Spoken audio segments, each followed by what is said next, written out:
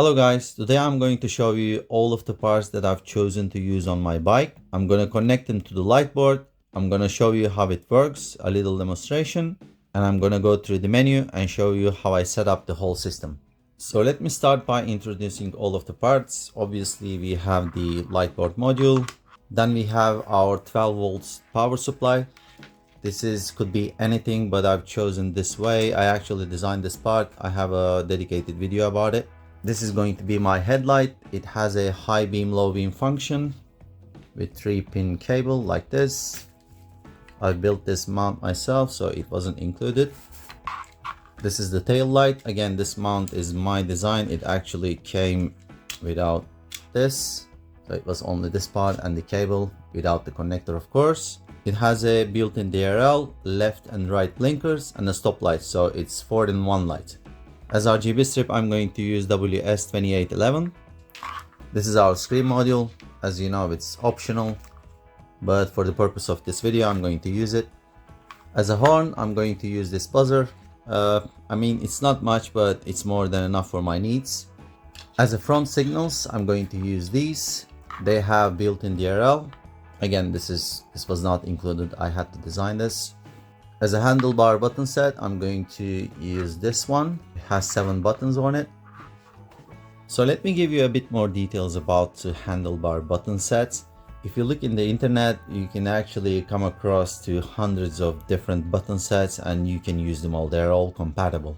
It depends on what you are looking for. It depends on what kind of functions you are going to control on the board. And it depends if you want everything to be on the one button set or you want them to be separate. For example, at the start of the project, I wasn't aiming for more than one headlight, one horn, and turn signals. So I thought this could be enough. And after that, as the project progressed, I realized I need more and more buttons. And then I bought this one. So the combination of button sets, one could be sitting on the left and the other one on the right. I would end up with 1, 2, 3, 4, 5, and 6 buttons. But the light board actually allows me to connect up to 7 buttons. And for the purpose of this video, I need to connect them all. But then I thought maybe I could just get one of these and combine it with this one. So I could get 1, 2, 3, 4, 5, 6, 7 buttons.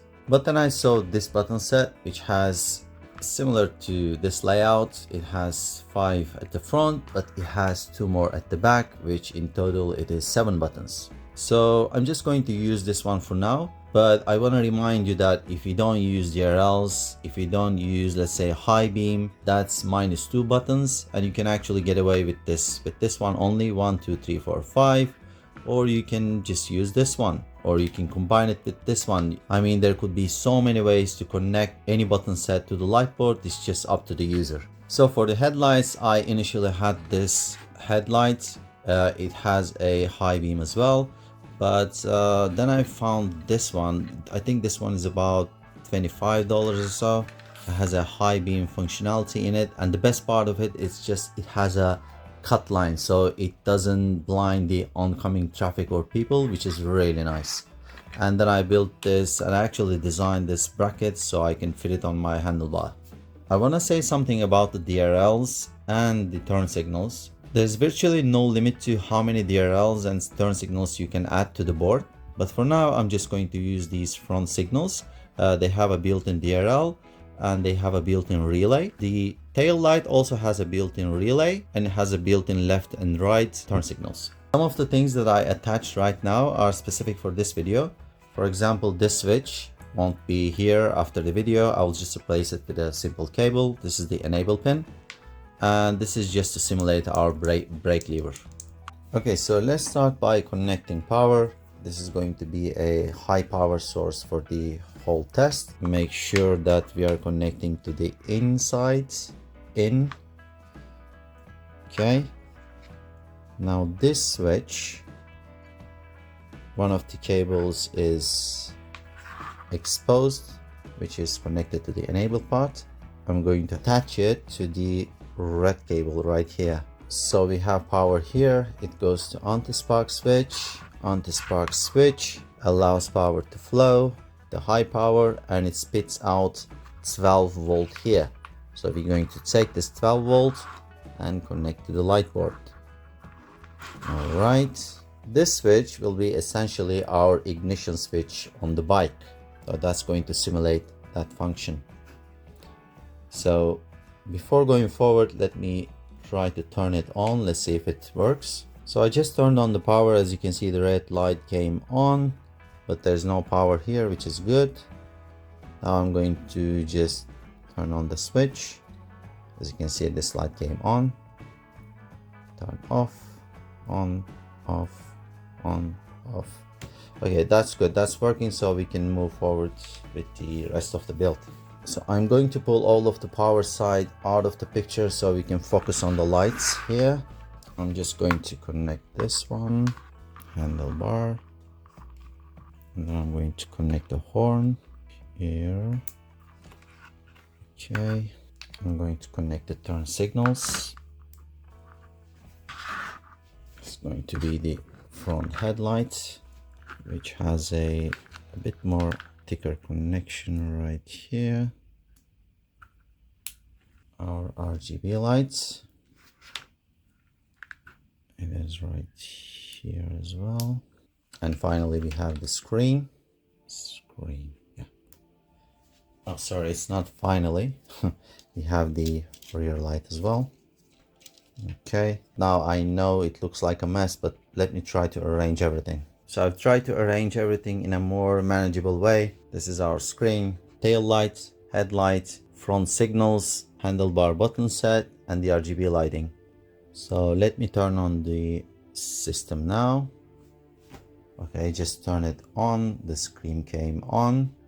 Since we are indoors, the GPS signal probably won't be available, or let's just give a gibberish data. So for now, let's start playing around with the button set. So I tried to stay true to the markings. So this one shows the headlights. So when I push it in, it turns on the headlights.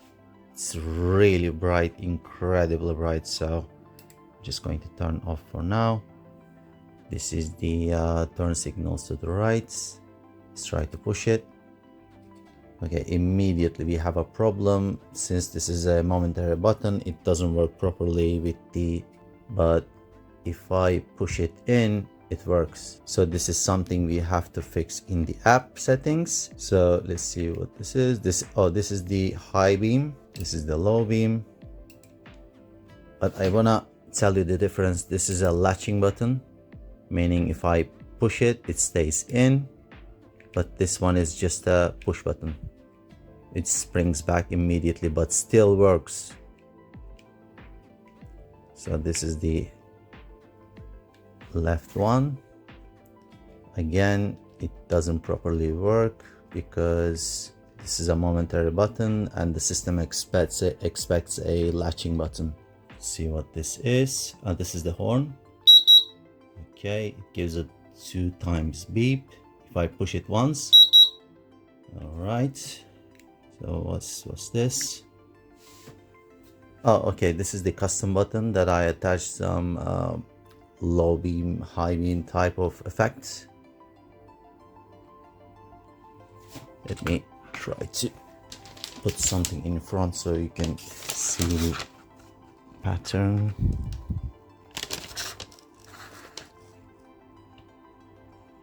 It's incredibly bright. Okay, see what this is. Okay, this is the DRLs. So the tail light has some kind of animation. Okay, and this is the DRL section of the front signals. Okay.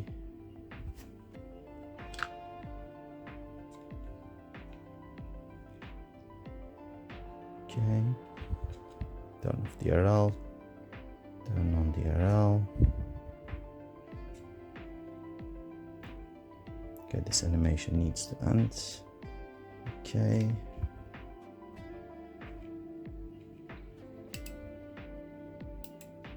Okay. So what about the brake? I'm going to press the brake button now. Okay, we have a problem here as well. So if I pushing the brakes, it just does something, but it doesn't seem quite right.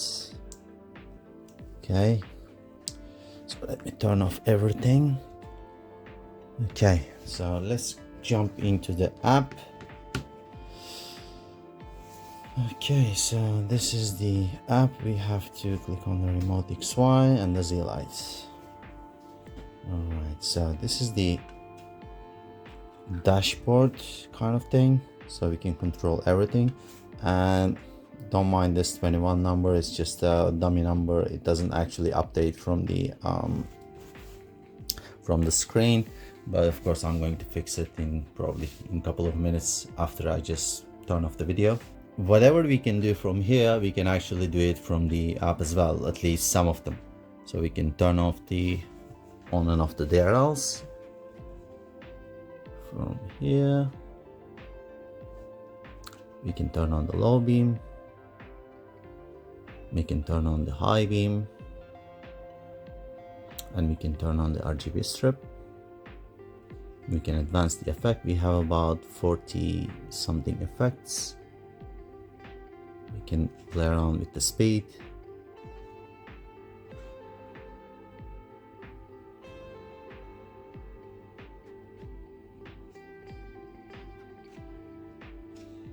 We can turn on everything. I'm just going to turn off the headlight because it's too bright. Alright, so the braking, it just doesn't work properly. We're gonna have to fix that. Let me turn off everything first. So this is our kind of home screen, but we need to go through the settings because some of the things are not working properly. So let's go to the settings. Okay, it's a lot to take in at first, but I'm gonna walk you through step by step. So let's start with the startup options. As the name implies, when you switch the position to on, for example, I just changed the DRL to on. What that's going to do is the next time when you turn on your light module, the DRLs will come on as well. This saves you from one less action from your routine. Otherwise, when you turn on your bike, you're going to have to turn on the DRLs as well, either from the either from here or from the screen. As you can see, it updates here as well, so you can have your routine easier by just changing these settings. So if you just want to run RGB all the time, turn it on from the startup options and you're good to go. Okay, the next setting is all about the turn signal types and the button types. This setting makes all of the handlebar button sets and the signal types with or without relay. It makes it compatible with this light board, so it is very important setting. So let me put this down and show you what I mean. The signal button type, it says it's latching. So when it is latching, it means that it expects when you push it in to stay in, just like the headlight. So when I push it in, it stays in. But it is not like that at the moment. So when I push it in, it just springs back. So what we need to do is just change the signal button type to, instead of latching, we need to change it to momentary. Okay, now it is momentary. So when it is momentary, we want to tell to the light board how many seconds we want for the blink duration to be. So if I set it to 5 seconds, let's see what happens. I'm just going to push it once. As you can see, now it's working. And it's going to stay on for 5 seconds. If I change this, I can change it from 1 second to 10 seconds. If I change it to 2 seconds, just push it once, 1, 2. It turns off. Okay, it's good. So the next setting is about the lighting type. Both of these lights have a built-in relay, meaning that I have to give a constant voltage to them so they can do their own routine. If I change it to always on, it won't probably work, because then our light board will try to apply some kind of a relay algorithm to it. So as you can see, it is not working properly. But let me change this to something like 5 seconds. But if I just change it to somewhere 0, this is the blink rate, by the way. So this is applies only when the lighting type is on the selection of always on. Then this blink rate becomes important. I'm going to give you a practical example with a different lighting type at the end of the video. Okay, so braking pattern. So this is the reason that our brakes didn't work. So it is fast blinking. This means that it is trying to apply some kind of animation to the brake light. But since this brake light has its own animation, it just interferes with it. So what we need to do is just turn this setting to regular on off. So when I push it in, it will just give power to it, and that's it. So I'm just going to push in on the brakes. Okay, now I'm still holding the brakes, holding. I'm going to release it now. It just works properly now, because just notice that it has its own animation and for the first 2 seconds. So that is why it wasn't working with the other setting. Okay, now it's fixed. So this is GPS disabled. Units, you can change the units from kilometers and miles per hour. Horn pattern is double. So now when I push it in,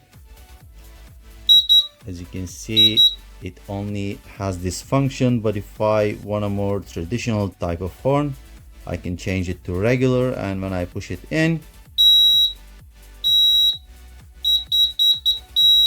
it will just work in a more traditional way. So now let's move on with the custom button. This is the button that is at the back of it. Again, these are actually all optional, but since we have more functions than our buttons, I created this custom button so you can attach different kind of functions to it. So it has a pool of functions, kind of. You can attach one function from that pool to, let's say, to the single click, double click, or long press. So you can attach between high-low lights kind of effect. This one just goes high-low just for a kind of a warning. And then you can have RGB mode plus, minus, and for the long press we have let me see, yeah, for the long press we have RGB on off as well. But I'm actually going to equalize all of the pulls after the video, because it doesn't make any sense to have a different kind of pull for the long press. So all of the single, double, and long presses gonna have the same kind of actions to select from. So this is the actual list, and I'm going to add the RGB on off to the as a fourth line here. So let's try it now. So if I just, according to this right now, if I long press, the RGB should turn on and off. So I'm going to hold, as you can see here, and if I just double click, it should just advance on the RGB effect. Okay, yep, it changes. That is good. If I just press again, okay, it just turns on and off. Let's see it here again. Holding, it just turns it on. Holding, okay. Single press goes through that effect. So yeah, I think I'm going to actually add the DRL button as a second customizable button, because it's kind of redundant to have the DRL specific button and add the DRL itself into the pool of actions. I think that'll be make more sense, you know. We'll see in the future. And of course, the best part of it, after I make that change, now I just gonna go into the OTA settings, connect to my computer, and update the new firmware, and function will update here as well. Whatever change I made, it's gonna reflect on the app, on the light board, on everything. It's just, it will be easy as that. Okay, so let's go to the next page of the settings. We have the right here it says DRL settings, DRL type as a regular, and we have two more here, plus low beam plus high beam. What does that mean? So let's say you don't have any kind of built-in DRLs on the front turn signals, but you still want to use a DRL. What you can do, you can actually attach the DRL type to the low beam or high beam. Let's try with the low beam. And then we can tell the light board what kind of power we are looking for. So we can say from 10% to up to 90%, which is kind of ridiculous because at this point it just looks like a normal low beam or high beam. But I know at 10% it doesn't output any kind of light. So I'm just going to give you an example starting from the 20%. So after I change the setting to 20% and plus low beam, I can turn on the DRLs. I'm just going to use the screen.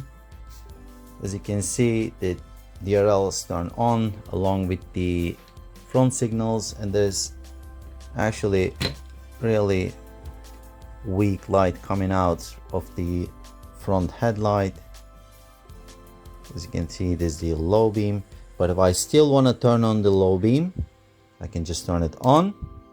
It will go full power, and when I turn it off, it's gonna go fall back to DRLs because we have them turned on.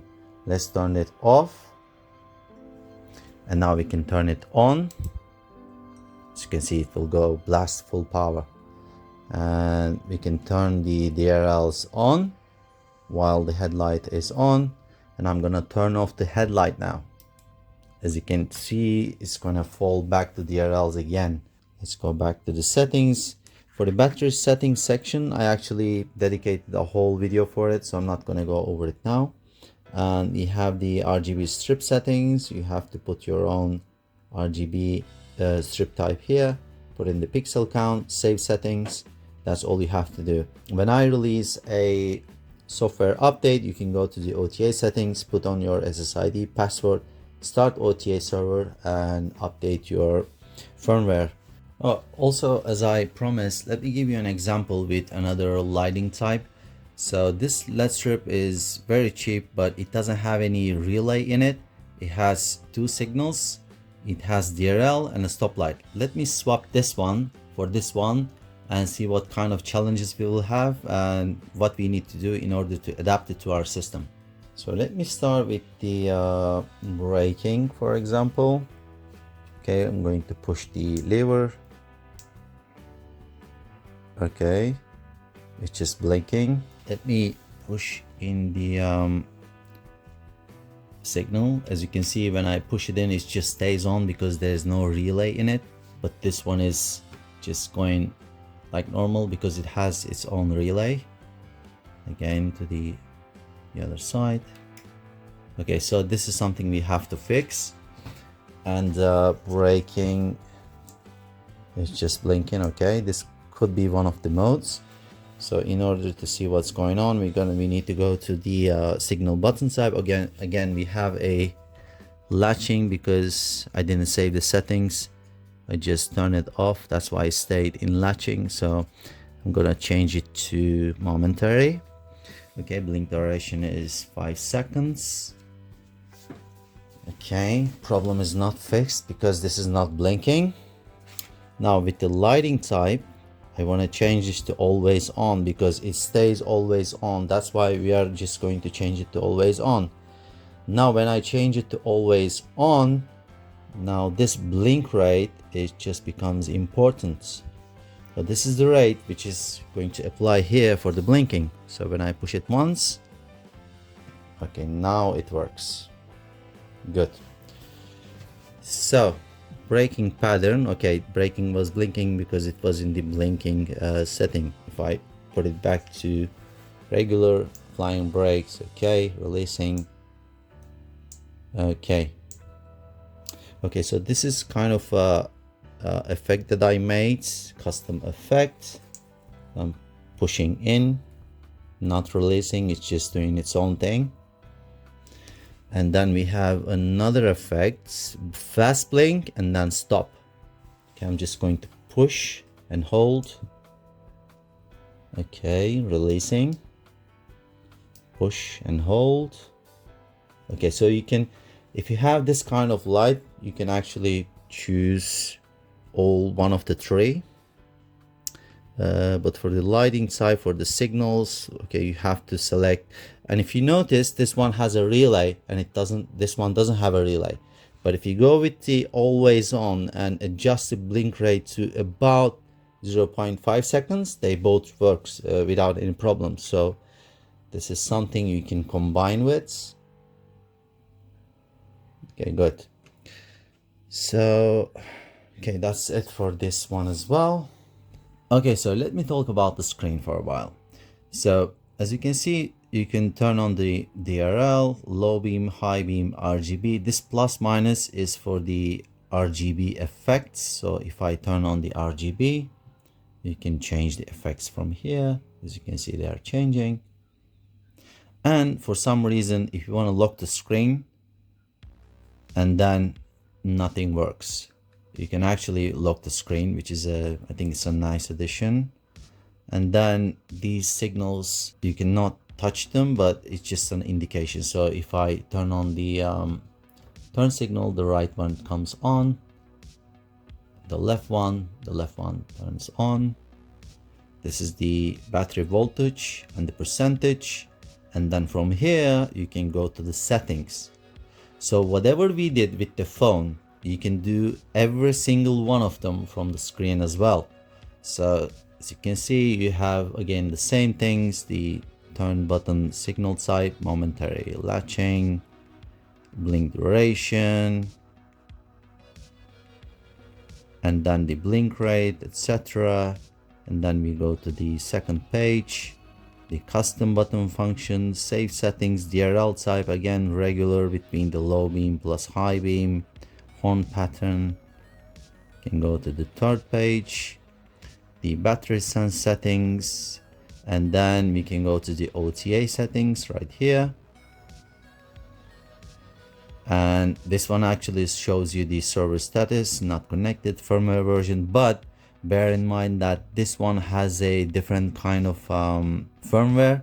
It is completely different from the light module. So when you update this, you're actually only updating the screen module, not the light board. So it's two different things. So, okay, let's go back. If you click it here, you can jump back. It shows you how many satellites it is connected right now, but we are indoors, so it's not showing correct values right now. But one thing I added the other day, I just thought about the light board. We are utilizing its Bluetooth through the phone in the app, but we are not utilizing the Bluetooth in this one. So for a long time, I wanted to add some music control to one of the devices, because when I'm riding, I'm always having a headphones on or a Bluetooth speaker, but there's not an easy way of controlling those devices. So let me show you a little demonstration on what I did with this device. Okay, so let me turn on my Bluetooth speaker. Power on. Bluetooth pairing. Bluetooth connected. All right. Spotify, royalty-free music. Okay. Now, if I go to the settings again, I'll see another device here is discoverable, which is Z-Lite Music C. When I tap it, it's going to try to pair. Okay, we're going to allow it, and as soon as we pair, there's another control set coming at the bottom of the screen, which is play, pause, next and previous song, volume up and down, and the mute buttons. So this is still in kind of a beta stage. It works semi-good with the older iPhone, but it works really nice with the latest Android phones. But I don't have any latest iPhone. Maybe it's because it has a older Bluetooth gen. I think this one was 4.2 or something. Maybe that's the reason, but let's try it again anyway. So with the, if I go play, pause, it actually, okay, it works. Just turn it up to volume, mute. Yep, it appears to be working. Next song. Next song. Yep, it's actually nice. Okay, so when I turn off the Bluetooth pairing. the whole control set goes down. It just hides. But now that we have it paired, I'm just going to turn on Bluetooth and it will just come on automatically. I can just press play. It will just start to play here.